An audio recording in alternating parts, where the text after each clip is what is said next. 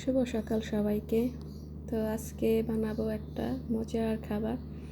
তো আমার তো ভীষণ পছন্দ, মোটামুটি এই খাবারটা সবাই পছন্দ করে, তো বুঝেই গেছো।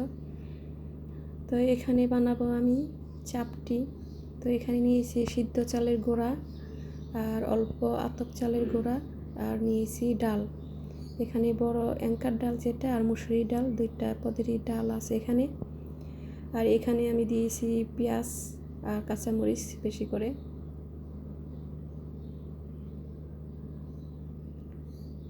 তো সব এখন আর একটু দিয়েছি একটু রসুন বাটা আর লবণ, আর একটু হলুদ দেব, সামান্য, হলুদটা একদম কম দিতে হবে। তো এখন ভালোভাবে মিশিয়ে নেব। মানে ডোটা বানাবো এমন যে একবারে পাতলাও না ঘনও না, একটু ঘন ঘনই থাকবে। তো একটু ঝাল ঝাল থাকলে কি চাপটিটা খেতে খুবই মজা। এটা কিন্তু আর কিছু লাগে না, এভাবেই খাওয়া যায়। আমার কাছে তো এমনিতেই ভালো লাগে। তো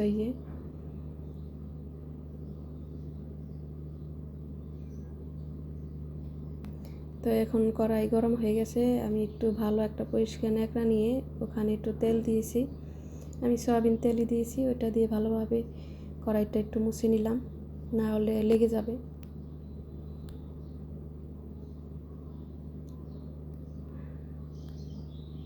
তো এখন দিয়ে দিব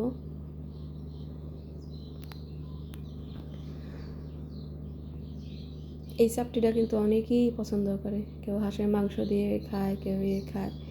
তো আমি আজকে বাটা করিনি, ফ্রিজে মাংস আছে, ওটা দিয়েই খাবো। আমার কাছে এমনি ভালো লাগে, বাচ্চারা খাবে মাংস দিয়ে। আর এটা যে কোনো বাটা দিয়ে ভালো লাগে।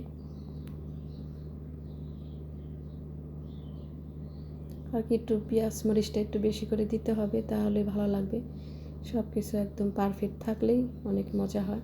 তো আমি এই ভালোভাবে চামচ দিয়ে দিতে পারি না, ভালো হয় না। আমি হাত দিয়েই ভালো পারি, হাত দিয়েই সুন্দর হয়।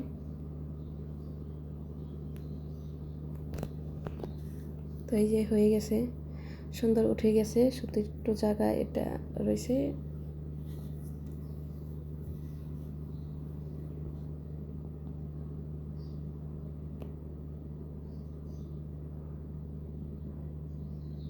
তো হয়ে গেছে গা।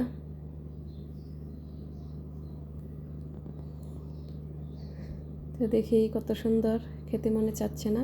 তো আরেকটা দেখাই, আমি হাত দিয়ে দিতে পারি আমি ভালো সুন্দর, একদম মানে পাতলা করে দেওয়া যায়। আর চামচ দিয়ে দিলে হয় কি একটু মোটা হয়ে যায়।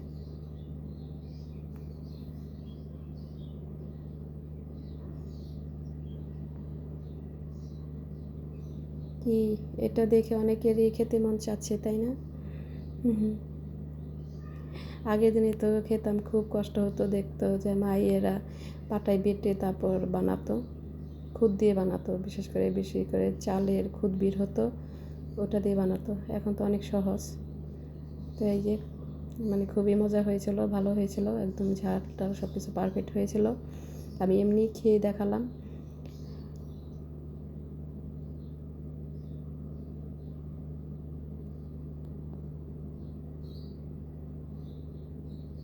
তো ভিডিওটা যদি তোমাদের ভালো লাগে তাহলে অবশ্যই একটা লাইক কমেন্টস করবে।